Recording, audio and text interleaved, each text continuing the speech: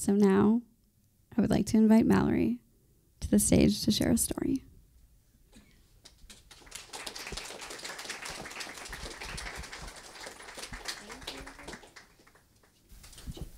I'm going to go ahead and get comfy and take off my shoes here.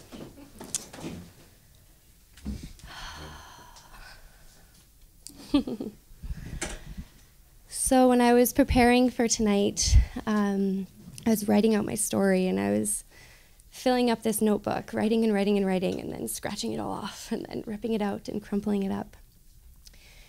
And I found myself wondering, how do I tell a story that has so many stories?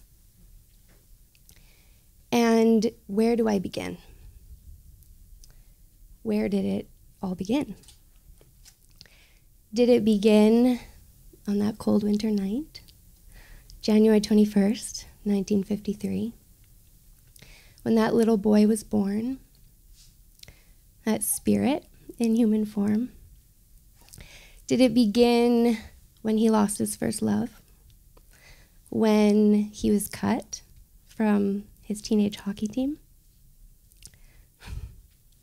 Did it begin... Off the beaten track? No. Did it begin with his sensitive nature in a world that didn't make sense? Did it begin that day when he lost his best friend and his brother in that car accident? Where did it begin? And does it really even matter? But somewhere along the way, that young man, he became my father. And when the world got to be too much to bear, and when the pain and the loss that he felt was too much, he turned to the bottle time and time again to ease his pain and his suffering, to put on a mask so he could face the world, to drown his sorrows. He found a friend in this bottle, the spirit of alcohol. It walked beside him in his life. It gave him strength. It gave him courage.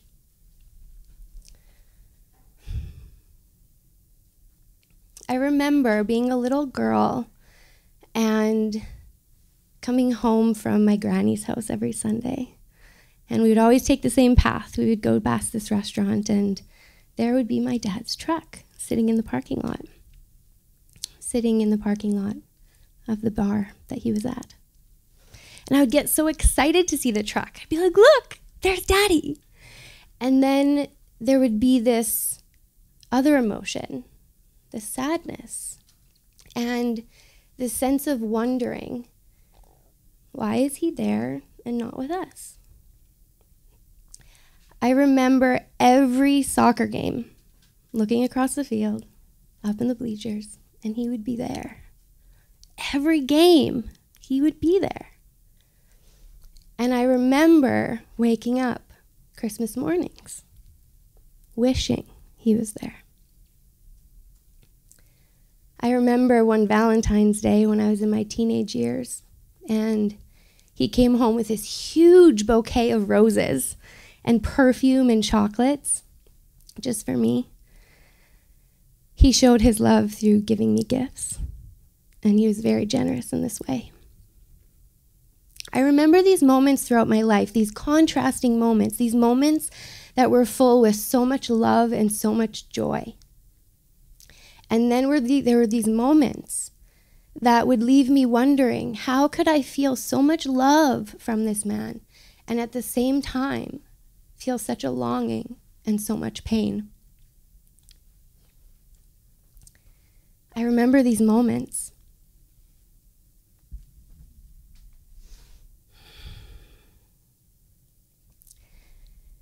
And I remember the moment when I found the answer to that wondering. I was desperately trying to understand this grip that alcohol had on him. And we were sitting in the backyard at his house on the porch, on his steps. And we were eating spits and drinking ginger ale. And I remember asking him, Dad, what do you think it would take for you to let go of the drink? And in that moment, looking back, I knew that there was something very different. The spirit of my father and the spirit of alcohol, two very different things. And the words that were to come out of his mouth were not the words of my father. They were not the words of this man that loved me. They were the words of suffering, of pain, of separation. And he said to me, when I meet a woman that I love more. Those words, they like stabbed me in the heart. My belly dropped into my knees. I said to him, don't you have one sitting right in front of you? And that's when I knew this was not my father. Now, there was a story that was told to me in my youth, the story of my destiny. Careful. Look out. It's generational, a family disease. When I heard that, I thought, no, that's not my truth. That won't be me. When I heard that, I thought, please don't let that be me. I fought so hard for it not to be me. I fought so hard. I'm there. It's not going to be me. And then there was that day that I remember when I received that phone call. It was my mother. She said, your father's had a heart attack. He's in the hospital. I remember the feeling in my body so clearly. It was like the electric panels, the big master switch. It's like it just turned off. And everything inside of me went numb. I turned off. It's generational, a family disease. So began my downward spiral. I took alcohol, the spirit of it, by the hand, and it walked with me for 2 years. And I came to understand the mask that it could create. I came to understand how I could hide from my pain. I came to understand that every time I pushed that pain away, it sat there, growing stronger, waiting for the day. The day that I could find the courage to say, no, this will not be my story. I will rewrite this story. I remember that morning, waking up, trying to remember the night before, but not quite having all the pieces. I remember the feeling in my belly of not being able to remember. The panic, the fear, the guilt, the shame. The intensity of those emotions woke me up, and I reclaimed that mission to not let it be my story.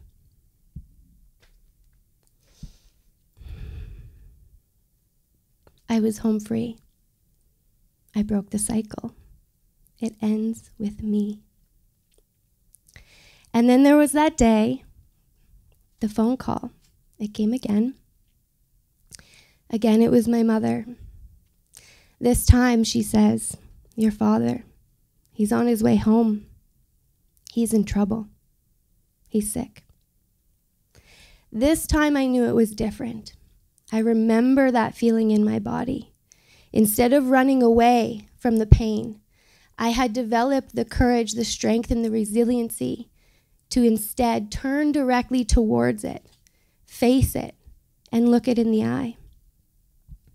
And so began a 2-year journey of slowly letting go. He was ready, but his family wasn't. So he held on as long as he could, day by day, sip by sip. He slowly began to fade away. And then there was that next phone call.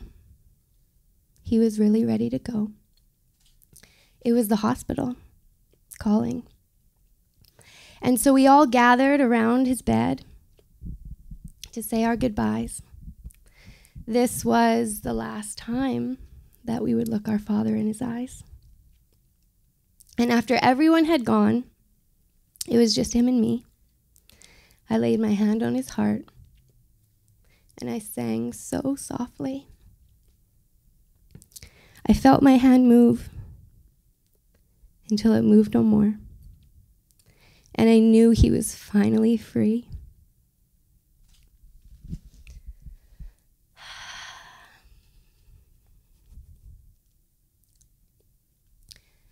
The passing of my father is a strange mixed bag of emotions when the spirit of alcohol takes someone you love. There's sadness, there's grief, there's anger, there's rage. There's relief, a sense of freedom. And then shame from feeling free.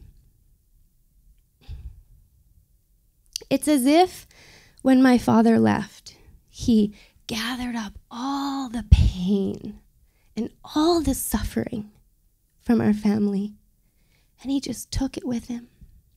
And I knew in that moment that we would all be free. So this grief, it turned into this endless well of energy. And I took on 3 new business adventures and dedicated the gift that he gave me to giving back to the community. And I remember this day that I saw this for lease sign. And I said, okay, Dad, I'll do what I can from this side, but you got to work some magic from the other side. It's like he was with me every step of the way. I could hear him talking to me. When I would work too hard and wouldn't sleep enough, he'd say, work, work, work. Slow down. Take care of yourself. Get some rest. And so I felt him with me every step of the way. And I knew that he was making magic a little further away. And then we got the keys to this building, the Riversdale Liquor Store. Really, Dad? Really? Literally. Hands in the air. Really? And I realized in that moment that his entire life had been preparing me, teaching me, and training me for the path that I would now walk.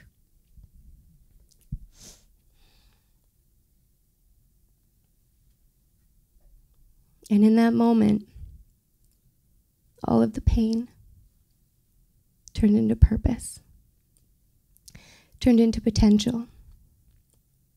And now when I go to work every day, and I have some really interesting people come my way, I look in their eyes, and I see my dad. They say, oh, I thought this was the liquor store. I say, yeah, I know. Have you ever had kombucha? Come with me. And slowly I build relationships that I wish my father would have had. And you see, we rewrite the story. He gave me everything I needed. I can see it clearly now. May have not then, but I do now. Thank you.